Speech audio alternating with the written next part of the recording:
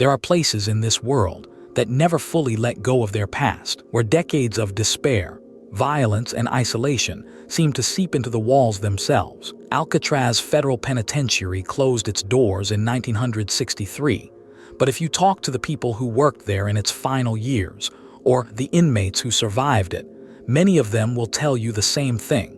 Something was wrong with that place, not just the brutality or the isolation. Something else, something that didn't leave when the last prisoner walked out. These are their stories, experiences that still don't make sense, even after all these years. Before we begin, I'd like to know where you're listening from tonight, and what time it is where you are. Leave a comment and let me know. There's something about sharing these moments, even in silence, that makes them feel a little less lonely. Now it's time to get comfortable and let the darkness take hold. Story 1.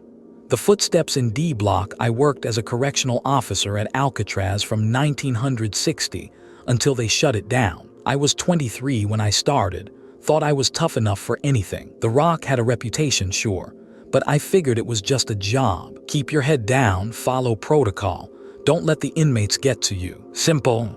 They assigned me to D Block my first week. Solitary confinement. The hole, whatever you want to call it. It was the quietest part of the prison, which should have been a relief, but it wasn't. Quiet in D Block didn't mean peaceful. It meant something else entirely. The cells there were different from the rest of Alcatraz. Smaller, darker. Some of them had solid steel doors instead of bars. So when you locked a man inside, he was in complete darkness. No light, no sound, just him and whatever was in his head. My shift was usually the graveyard, 11 at night until 7 in the morning. Most nights, nothing happened. I'd make my rounds, check the cells, sit at my desk and wait for sunrise. But there was one cell, 14D, that I started to avoid without really knowing why. It was empty most of the time, and when it was empty, I could hear footsteps inside. Not loud, not angry, just slow, deliberate footsteps, like someone pacing back and forth. The first time I heard it, I thought maybe I was hearing echoes from another part of the block. Old buildings do that. Sounds travel in strange ways. But when I stopped walking, the footsteps stopped too. And when I started again, they started again. I told myself I was imagining it. Then one night, about 3 months into my assignment, I was doing my rounds and I heard voices coming from 14D. Not shouting, talking, low, calm conversation, like two men having a chat. I walked up to the door, pressed my ear against the cold steel and listened. I couldn't make out words, but the tone was clear. One voice sounded frustrated. The other sounded tired. They went back and forth for maybe 30 seconds, and then everything went silent. I opened the viewing slot. The cell was empty. I stood there for a long time, just staring into that darkness, waiting for something to move. Nothing did, but I could feel something in there. Not see it, not hear it, just feel it, like standing too close to someone in a crowded room. I closed the slot and walked away. A few weeks later, they put an inmate in 14D, a guy named Carver, in for assault. He lasted 2 days before he started screaming. Not the usual shouting you'd expect from a man in the hole. This was different, pure terror. He kept saying someone was in there with him, someone who wouldn't stop staring at him, someone who was cold to the touch. We pulled him out and put him in a different cell. He wouldn't talk about what happened, wouldn't even look in the direction of 14D. I never heard the footsteps again after that, but sometimes, late at night when the block was empty, I'd walk past that cell and feel the temperature drop, just for a second, just enough to make me walk a little faster. Next story. The warden's wife. This one happened several years ago, but I still think about it. My aunt worked as a secretary at Alcatraz in the late 50s. She wasn't involved in prisoner management or anything like that. She just handled paperwork, filed reports, answered phones. A normal office job, except the office happened to be on an island prison. She lived in one of the staff apartments on the island with my uncle, who was an associate warden. It was a strange setup. You'd finish your workday, and instead of going home, you just walk a few hundred feet to your apartment. The prison was always there. You could never really leave it. She told me that most of the staff families tried to make it feel normal. They'd have barbecues, play cards, let their kids run around the island. But at night, when everything got quiet, you could feel the weight of the place. One evening, she was walking back to her apartment after working late. It was around 9, and the fog had rolled in thick. the kind of fog that swallows sound. She could barely see 10 feet in front of her. As she walked, she heard a woman crying, not sobbing, just quiet, tired crying, like someone who'd been at it for hours and had nothing left. She stopped and looked around, but the fog made it impossible to see where it was coming from. She called out, asked if someone needed help. The crying stopped. She waited for a moment, then kept walking, but as soon as she started moving again, the crying started again too. Closer this time, she turned around, and through the fog she saw a figure, a woman in a long dress, standing maybe 20 feet away, just standing there, not moving, not making a sound anymore. My aunt said the woman looked out of place. The dress was old-fashioned, something from the early 1900s maybe, and she was pale, too pale. My aunt called out again, asked if she was all right. The woman didn't respond. She just started walking toward her. Not fast, not slow, just a steady, deliberate walk. My aunt didn't wait to see what would happen. She turned and walked as fast as she could without running,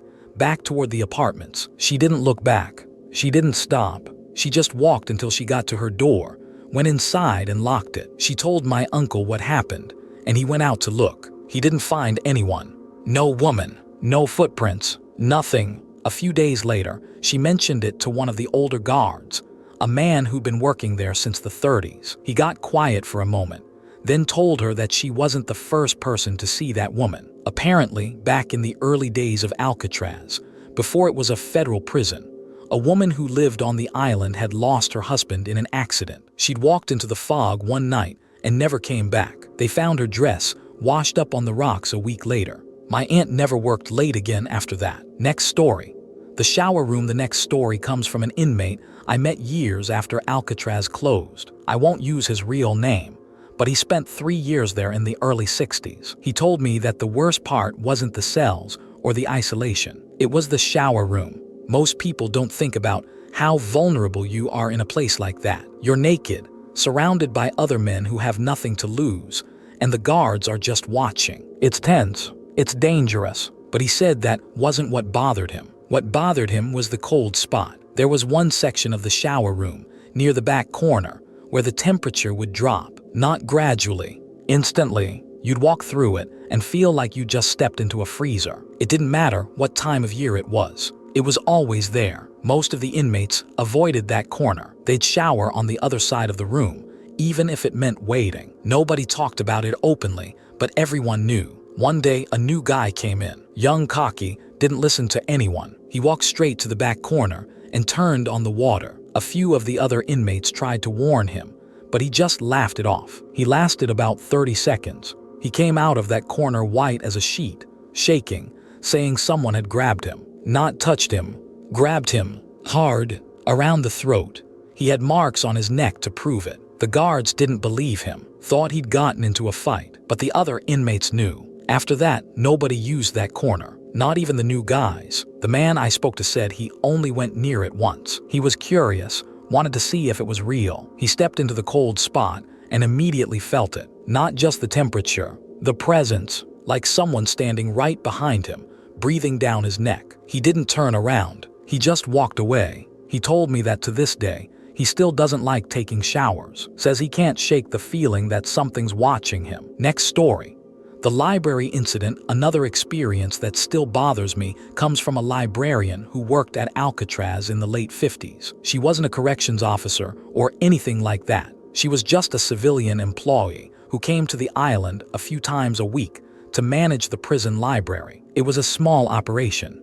A few hundred books, mostly westerns and mysteries. The inmates could check them out, return them, request new ones. It gave them something to do. She told me that most of the inmates were respectful, quiet. They'd come in, pick a book and leave. But there was one inmate who made her uncomfortable. He never checked out books. He just sat in the corner and stared at the wall.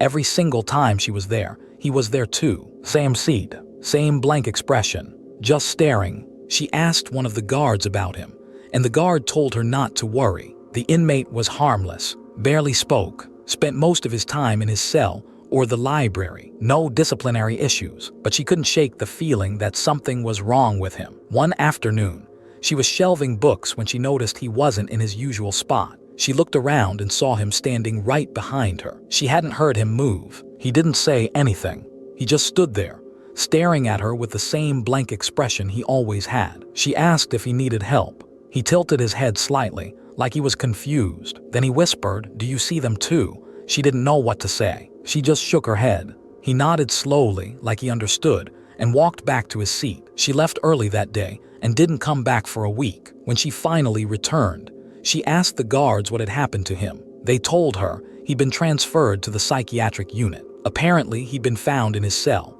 sitting in the corner, talking to someone who wasn't there. She never found out who he thought he was talking to, but she said that after that day, she always felt like someone was watching her in the library, even when the room was empty. Next story.